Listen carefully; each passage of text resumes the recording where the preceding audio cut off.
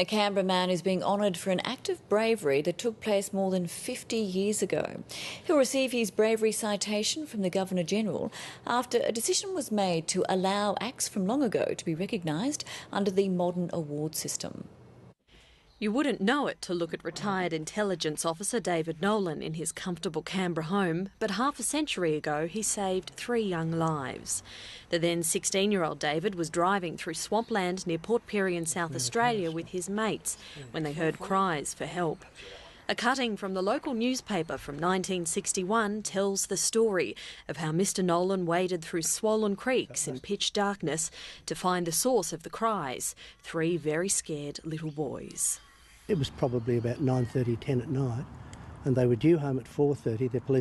Their parents had reported them to the police as missing, and they were very frightened and hungry and thirsty and all those things. One by one, he carried them to safety. I remember being very frightened when I had to leave, taking them one at a time. When I took one across, there were 2. When I took the second across, I had to leave one on his own, and he was very frightened.